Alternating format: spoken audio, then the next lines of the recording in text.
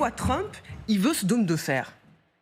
Je crois qu'aujourd'hui, on a un basculement stratégique qui est réparti sur les différents grands acteurs, que ce soit la Chine, que ce soit la Russie, que ce soit les États-Unis.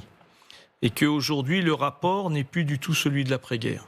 Celui de l'après-guerre était celui du multilatéralisme, où on considérait qu'il y avait deux blocs, certes, il y avait l'Est et l'Ouest, avec le capitalisme contre le socialisme, mais bref, il y avait une situation plus ou moins figée. Et il y avait un garant de la sécurité en Europe, qui était les États-Unis.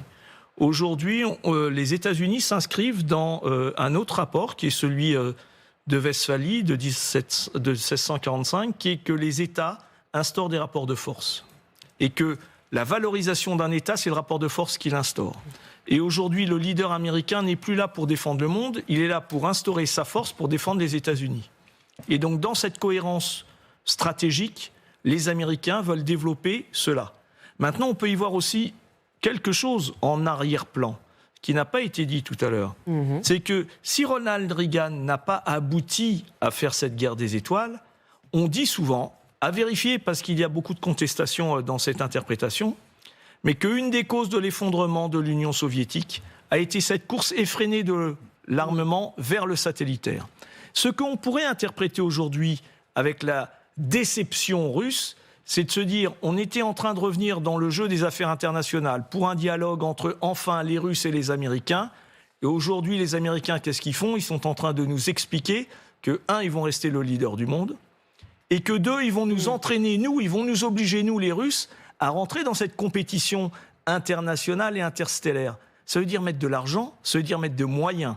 Et aujourd'hui, on voit bien que les Russes vont devoir dégrader une partie de cet argent et de ces moyens parce qu'ils sont quand même en guerre et que cette guerre phagocyte moyens, cerveau, argent, etc. Et que aller vers là, ils se disent là, ils veulent peut-être nous pousser aussi à cet écroulement, comme l'avait Donald Reagan. En fin de compte, c'était oui, on protège les États-Unis, oui, on développe l'interstellaire parce que ça fait partie de la 4e dimension en termes de combat international et c'est cohérent.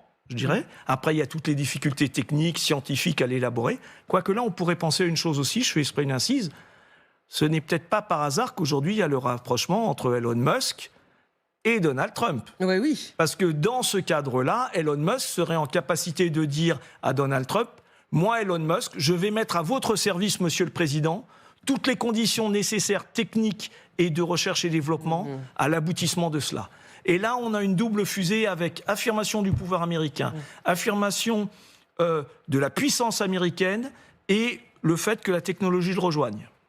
Rafael Jérusalemi est avec nous, ancien officier du renseignement militaire israélien. Merci d'être avec nous en direct sur LCI. Est-ce que ça vous semble plausible que les Américains s'inspirent du modèle israélien, techniquement? Oui, ce modèle est un modèle qui a été développé conjointement avec les Américains.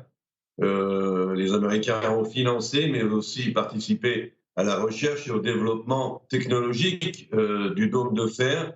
Lequel dôme de fer, je le rappelle, on l'a très justement dit sur votre plateau, est limité à des engins menaçants d'une certaine portée et d'un certain calibre. Ça ne marche pas pour tout. Et donc le dôme de fer doit faire partie d'un ensemble, d'un arsenal de défense antiaérienne qui est composé d'autres systèmes.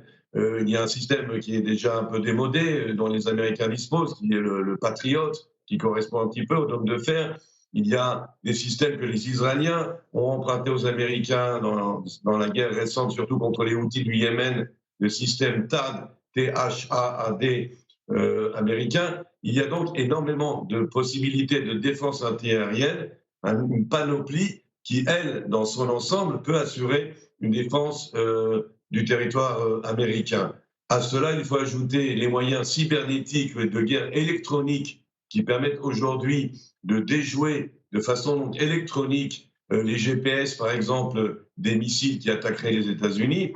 Il y a tout ce qu'on appelle aussi la science-fiction, hein, la guerre de l'espace, les guerres interstellaires, oserais-je dire, mais il y a aussi quelque chose qui va changer la donne, c'est le laser. Ceux qui vont avoir plus rapidement la main sur la technologie du laser, les Iraniens devrait l'avoir d'ici 1 an opérationnel. Ça va être beaucoup plus rapide, beaucoup moins coûteux, beaucoup plus facile à mettre sur pied que des batteries de missiles, antimissiles extrêmement lourdes avec des rampes de lancement extrêmement importantes et compliquées à construire. Là, il y aura un petit appareil, un laser, qui sera capable de détruire des missiles en plein vol pour une poignée de dollars. En Très plus, ça intéressant. sera très marché. Donc, vous avez tout cet ensemble. Ce qui est important, c'est de bien comprendre la menace, et elle existe. Malheureusement, il y a une menace. Vous avez, on ne la cite pas assez souvent, la Corée du Nord. Vous avez la Chine. Il y a une possibilité de guerre à propos de Taïwan. Il y a donc une menace. Il faut, face à cette menace et face au matériel dont dispose l'ennemi supposé, organiser effectivement une panoplie de défense, un dôme de fer général, incluant un dôme de fer particulier, mais aussi beaucoup d'autres systèmes avec beaucoup d'autres portées et calibres que le dôme de fer. Voilà un petit peu l'image globale. Et comme je le dis, il y a pas mal de science-fiction qui rentre en scène, l'intelligence artificielle aussi, qui change la donne, l'espace, mais je le dis et le répète, surtout, je pense, le laser. Oui, on a compris que techniquement, ça pouvait être une arme de défense redoutable, général Chevauty. D'abord, il faut bien prendre en compte ce qui vient d'être dit, la menace. La menace, elle est réelle aujourd'hui. Ce sont les drones, les missiles de croisière, l'hypersonique et les différents développements de l'arme, je dirais, spatiale et balistique des Russes. C'est une réalité aujourd'hui. Donc, que fait Trump? Il dit, je veux interdire à empêcher toute agression et toute intrusion dans l'espace aérien et de l'espace au-dessus des États-Unis. Donc, ça, c'est le premier point. Deuxième point, ça permet effectivement de développer l'industrie de l'espace spatial et de l'armement. Donc, on va avoir un engrenage au point de vue financier qui va se faire. Ça va relancer l'économie et l'industrie militaire, je dirais, dans ces deux domaines-là. N'oublions pas que dans la notion de l'espace, Trump a bien dit qu'il allait aller sur Mars. Aller sur Mars, il va falloir aussi traiter avec les missiles balistiques, c'est un rapport, de toute façon. Et Musk, effectivement, peut en être un aussi. Maintenant, on est bien aussi dans ce développement de toutes les capacités. Et puis, peut-être aussi, le terme d'homme de fer qui a été repris par Trump, et c'est ce qu'a dit votre intervenant à l'instant. Le dôme de fer n'est pas adapté à la réalité israélienne. En revanche, l'interpréter pour les Américains, ça veut dire finalement protéger le sol américain, le peuple américain contre toutes les agressions. Le dôme de fer, c'est quand même une impression de force. Et on revient avec cette logique de rapport de force qui est construit dans la communication de Donald Trump. C'est intéressant parce que c'est aussi un message envoyé à Poutine. Finalement, Trump ne va pas forcément faire le jeu du président russe. Bien sûr. Bien sûr, et la réaction de Zakharova, elle m'a rappelé les discours que j'ai entendus pendant toute mon enfance. Je suis assez âgée pour se souvenir de cette première confrontation entre les méchants américains. Et effectivement, l'enjeu économique sur la Russie, Poutine est parfaitement conscient. Il n'arrive pas à dominer par les drones les Ukrainiens. Ils utilisent encore beaucoup les armes qui ont été stockées, qui étaient utilisées. La production n'arrive pas à couvrir toutes les pertes et on voit que ce armement s'épuise lentement, mais s'épuise.